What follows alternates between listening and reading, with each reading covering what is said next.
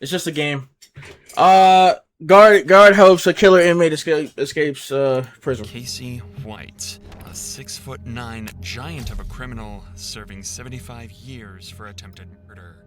They quickly leave in the car as police scramble to make sense of the situation. I should just fucked up my mental, bro. A prison supervisor with a 2-decade-long career and perfect record just disappeared with a dangerous criminal. Police assumed that she was forced or manipulated into helping him escape. But that's when new evidence came to light, showing that she might have planned the entire thing. As a nationwide manhunt began, police would realize the rabbit hole went deeper than anyone expected, leading them down a dark path, ending with Vicky found dead with a bullet in her head. Vicky, stay with her! Vicky!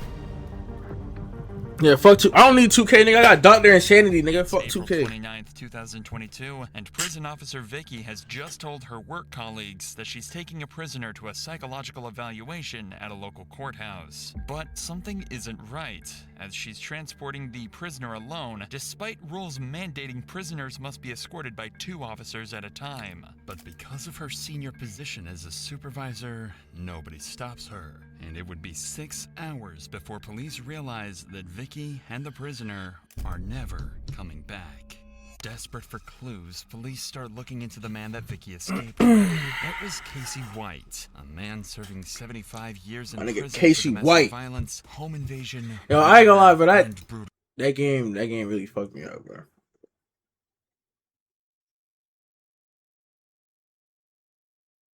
I should have never lost that fucking game, bro.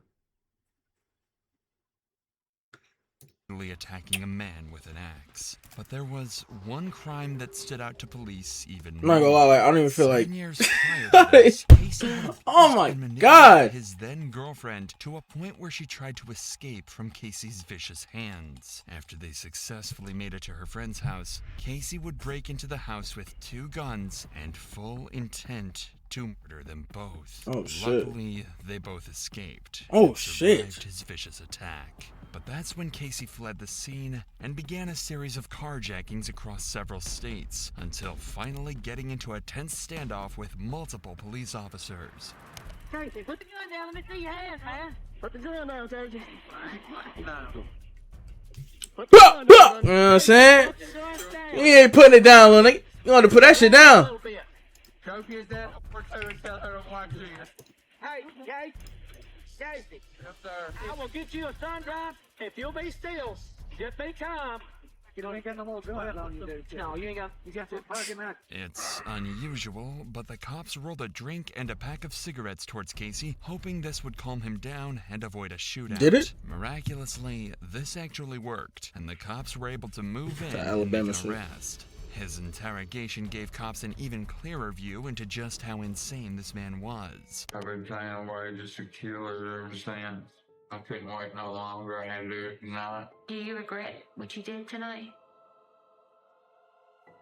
I regret I didn't kill him. Police now have a clear picture of who Tight Vicky shit. just helped escape prison. Valid. How does Vicky fit into all of this? She works at a completely different prison, and there's no plans for Casey to ever see outside these walls again. Well, 1 year later, Casey confessed to a murder, resulting in him being moved to a different prison. This kicked off a series of events that would eventually result in Vicky's death. The murder that Casey confessed to was a 4-year-old cold case. It's unclear why Casey owned up to it now, but he was able to give specific details that nobody but the killer could have known. And after a short trial, he was quickly transported to a new prison, the same one where Vicky worked. Vicky is 56 and has been divorced for several years, and put her heart and soul into her job. So she just was a lonely, model bro. That's employee tough. and You know what I'm saying? Some girls, bro, like they get that divorce money. They got no one around, bro. That's how it is. popular among her colleagues. Not saying what she did was right, but Become boring and lonely. She Lonely wanted as a shit, bro. change. And when Casey showed up, that's exactly what she got. They slowly began to talk more and developed a connection. They bonded over their shared last name and began to think that they were destined to be together. She started coming over in a on over a dates last name.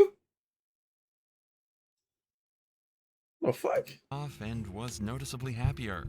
Despite having a great life on paper, Vicky had become enchanted by her feelings for Casey and was ready to throw it all away to be with a dangerous criminal. But how can this happen? Well, it turns out it's not as rare as you might think. Some people are attracted to dangerous people. They know they could kill them at any moment, but feel special knowing that they choose not to. On top of that, Vicky had started to feel trapped in her day-to-day life and as though she had nothing to live for. If she could make a break with Casey, it'd at least be exciting, even if it did mean throwing everything away. While Casey was serving at Lauderdale, Vicky allowed him unrestricted access. Oh, hold on. Let me get a thumbnail.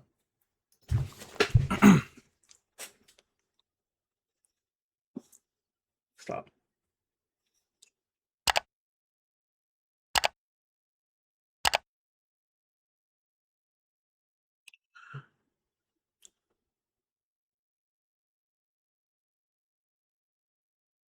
One of those got a hit, gang. One of those got a hit. Prisoners aren't normally allowed to see, including one of those hoes got a hit, bro. By security cameras. Many speculate this is where the pair were intimate with each other and formed their plan to escape. Phone sex? Even at this point, Vicky still had no idea that this would turn out to be the phone sex low-key underrated, bro. I can't lie, bro. Life. Underrated, 3 bro. days before their escape, they decided to do a test run after Vicky told her colleagues that Casey had an appointment with a judge at the courthouse. Of course, there was no appointment, and they just sat in her patrol car for 9 minutes before returning. But now they know this works, and they're ready to make preparations for the real thing. 2 days before their escape, they're spotted on camera passing notes. It's thought that this was them discussing the final part of their escape plan, but by the time this footage was discovered, it was already too late. By April 29th, 2022, everything was in place, and they're ready to make their escape. Thumbnail? As Vicky holds a seat, I don't even need my face, nigga. Just put that shit in the thumbnail. That she's about to take really? She arranges to send 12 inmates and 5 deputies to court on the day of the escape, leaving her as the last remaining officer in the prison with transport privileges. She then tells her bosses that Casey has to be taken for a mental health evaluation. Looking at the surveillance footage, it's clear something was up. Vicky has her firearm with her, something that is strictly forbidden inside the prison walls. She's also walking in front of Casey instead of behind him, showing she trusts him not to harm her. By helping Casey to escape, esteemed prison officer because they're supposed to have 2 of them, but then they could really just turn around and just, you know what I mean? Has thrown everything she had away, and in one pivotal moment has become a criminal. Vicky's always been a good girl I went to school with. It's gotta be other people involved, and Vicky's just a scapegoat. You knew her, you loved her. I feel like if she had anything to do with it, it was definitely love. Vicky and Casey casually walk out of the prison into a patrol car and drive away to freedom.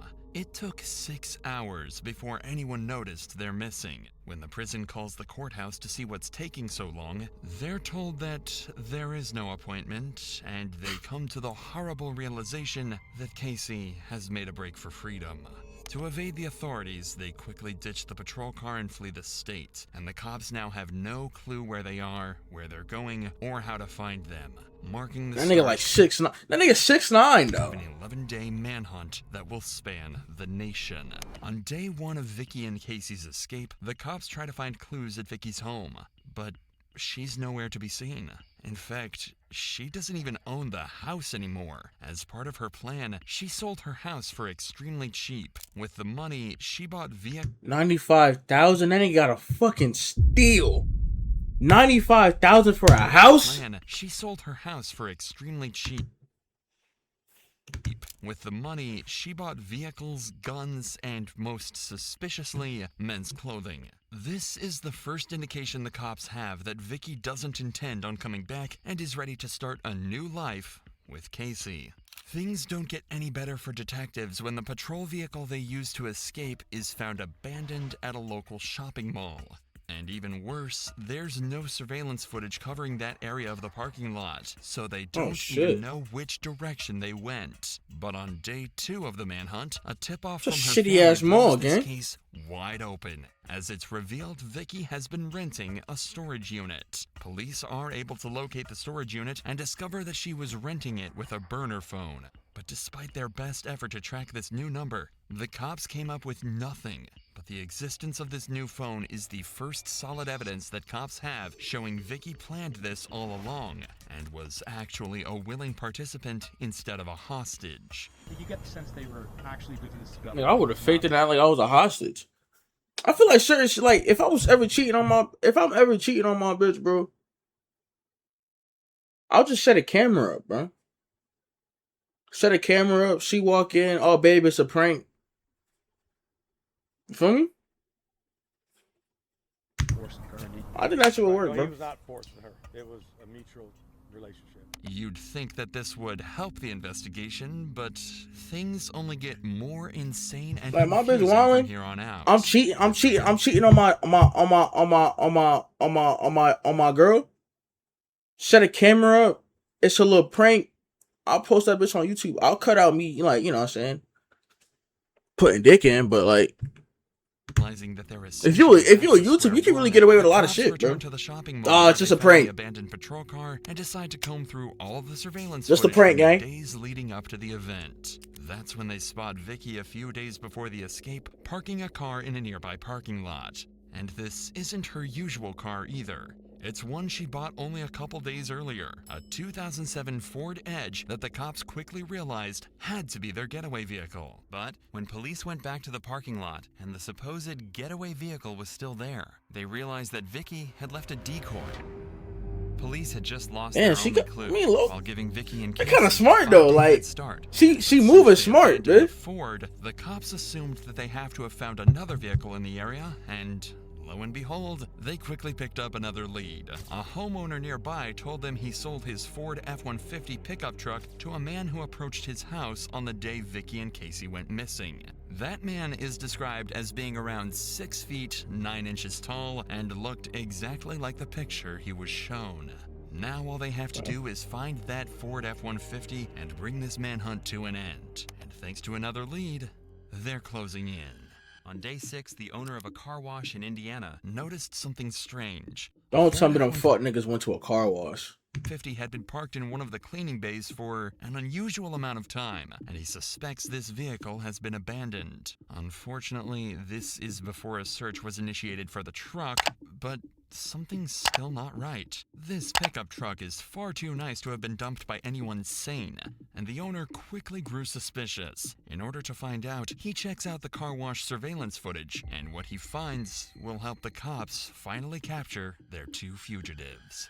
That's Casey getting out of the pickup, and he's acting very strangely. He's waiting for Vicky, and she's in that car driving just out of shot. When Casey gets in the new vehicle, leaving their pickup and driving off, the owner knows they're up to no good and calls 911. There's a truck been sitting in my bay since yesterday at 3 o'clock. I looked at my cameras and the guy's kind of suspicious. It's a Ford F-150 four-door truck. Ford F-150. Tennessee license plates on it. And I've got him on camera. The next day, cops arrive at the car wash and initiate a search of the truck. Does it return to a Dodge? Yep. Yeah, that's fine.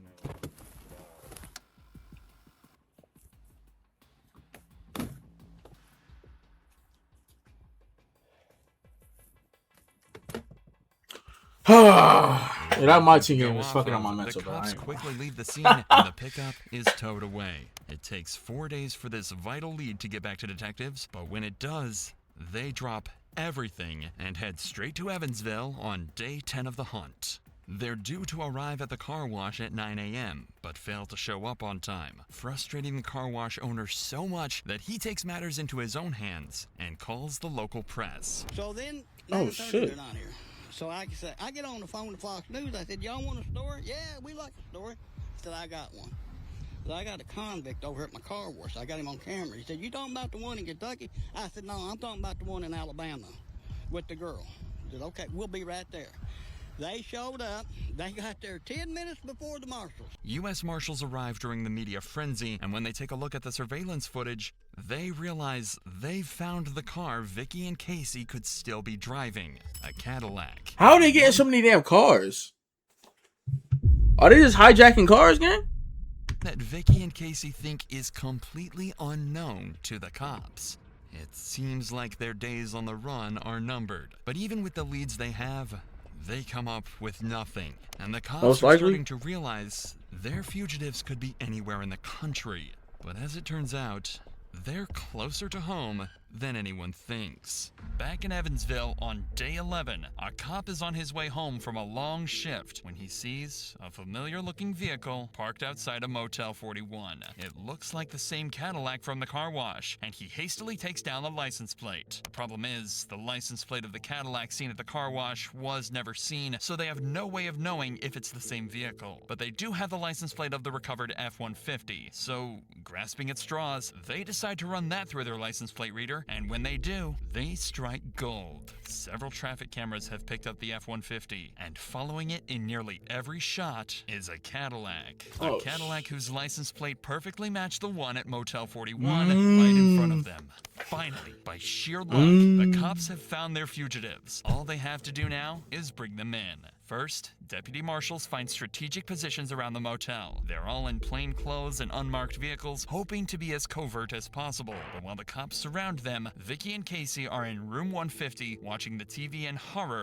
right as the discovery of the Ford F-150 hits the news. The plan was to bring Vicky and Casey in quietly, but before they get a chance to put their plan into action, Vicky walks out of the hotel room and throws a bag into the Cadillac. She's followed by Casey, and even though they're in disguise, there's no mistaking Casey White's massive frame. Yeah, Casey nigga gets behind the 6'9". wheel, and the Cadillac takes off. The cops' plan has been completely foiled once again, but they've got a backup. They're going to follow them and try to box them in to avoid a confrontation, but before they get a chance, they realize they've been spotted. Casey turns onto US Highway 41 and hits the accelerator, taking the cops on a chase across traffic and through parking lots until he manages to make a break for freedom by driving straight through an open field. At around the same time, police dispatch receives a call from none other than Vicky herself, and it gives you an idea of how even the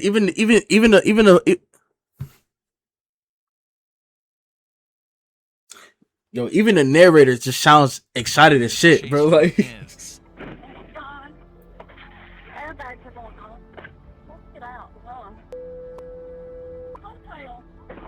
a police vehicle forces Casey to drive straight into a ditch, and this pursuit is brought to a sudden halt. But it's far from over, as cops know the pair are armed and could open fire at any point in some kind of Bonnie and Clyde inspired shootout. yo, you know Bonnie and Clyde got shot like 100-something times. Like, them niggas unloaded clips on them niggas, bro.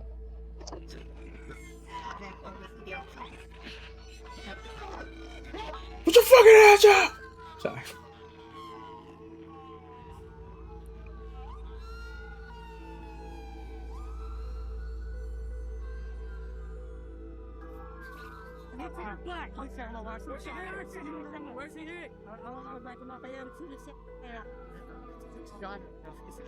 Please, check him out. You're not out, guys.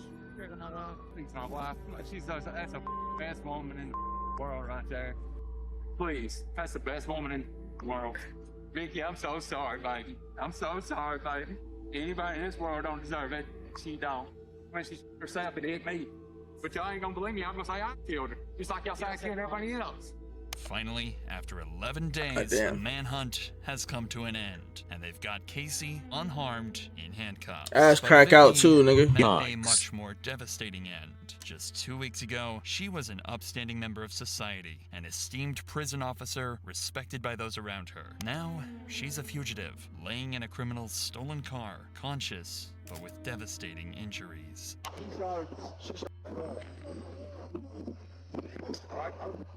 David, she good to anything? No, she's good. She's still got it in her hand. Oh shit. Medic right here, medic. Get back. Still in her hand? Yes. It's in her hand. Still breathing. I gotta break this center up here. You go in? Well, I think we can reach in and get the gun.